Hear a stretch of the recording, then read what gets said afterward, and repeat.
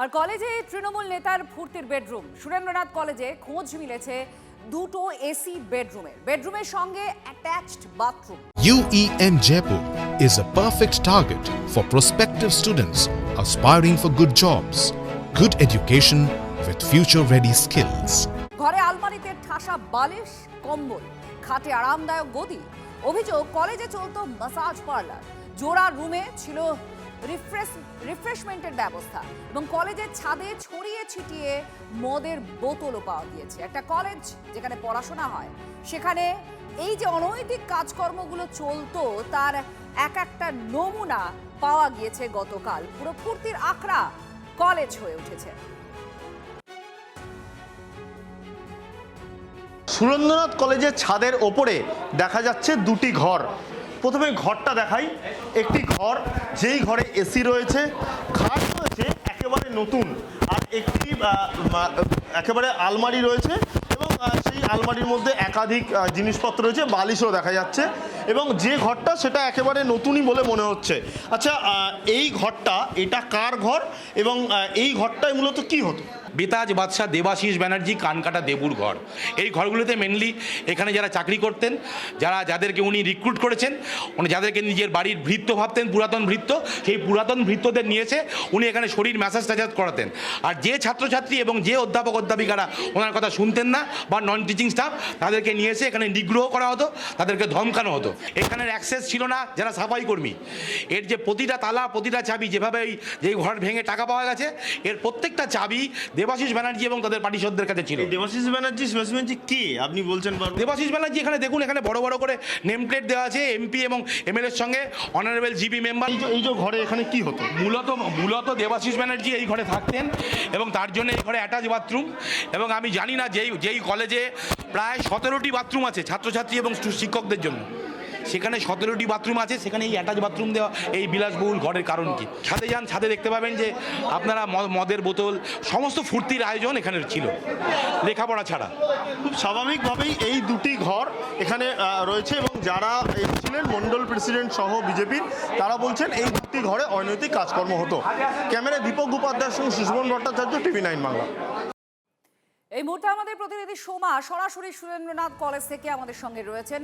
সোমা, খুব বারবার যে নামটা উঠে আসছে দেবাশিস ব্যানার্জি এবং তার কয়েকজন শাগরেদ, তার ছেলেও আছেন একজন, তো এই জায়গায় আজকে সকালবেলায় কি কি আপডেট পাওয়া গিয়েছে পুলিশের তরফ থেকে? কাউকে যারা অভিযুক্ত বারবার নাম উঠে এসেছে তাদের বিষয়ে কি কি পদক্ষেপ করা হচ্ছে? কলেজের স্টুডেন্টস, তাদের কোনো প্রতিক্রিয়া? হ্যাঁ দেখো, এই মুহূর্তে এখানে কলেজে কোনো স্টুডেন্ট নেই এই মুহূর্তে। তবে আমি দেখাই যে যেই ঘর থেকে গতকাল যে টাকা পাওয়া গিয়েছিল, অর্থাৎ উই পোকায় ধরা যে টাকা পাওয়া গিয়েছিল, এই যে সেই ঘরের ছবিটা আমি তোমাকে একটু দেখাই। ভেতরে কিন্তু দেখো এখনও কিন্তু ওইভাবেই ছড়িয়ে ছিটিয়ে রয়েছে জিনিসপত্র।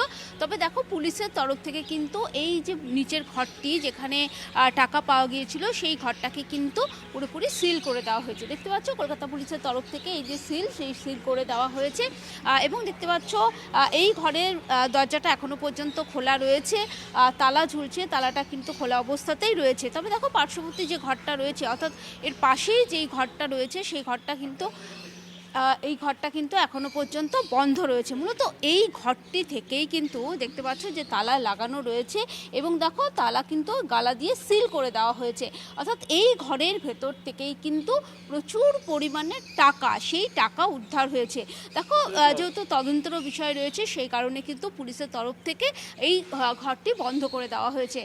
এর পাশাপাশি বলি, দেখো পুরো কলেজটা আমি একটু তোমাকে দেখাই যে এর যেটা দেখানো হচ্ছিল যে চারতলা ঘর, যে চারতলা ঘরে আমরা দেখেছি বেডরুম রয়েছে এবং বিভিন্ন অপকর্মের কথা উঠে এসেছে। সেই চারতলা ঘর কিন্তু এই মুহূর্তে বন্ধ করে রাখা হয়েছে। এবং তুমি যেটা বললে যে দেখো পুলিশের তরফ থেকে কিন্তু এখনো পর্যন্ত কাউকে গ্রেফতার করা হয়েছে এরকম কিন্তু জানানো হয়নি।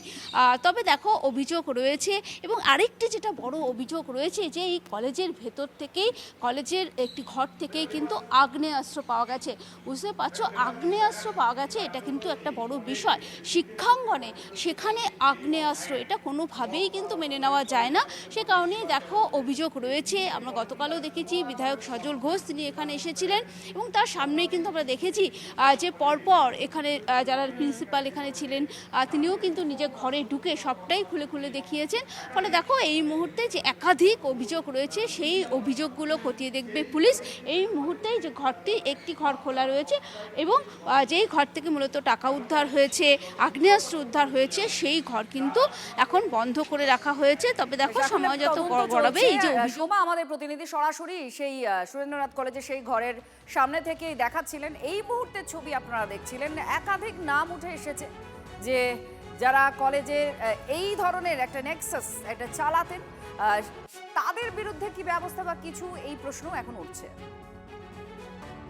আমরা পরিষ্কারভাবে চাই ইনভেস্টিগেশন হয়ে সবটা বেরিয়ে আসুক এবং ইনভেস্টিগেশনের প্রত্যেকেই আমরা 4টে কলেজ এখানে যারা আছি, পাশে আমাদের উমেন্স কলেজ, আমরা পুরোপুরিভাবে সাহায্য করব।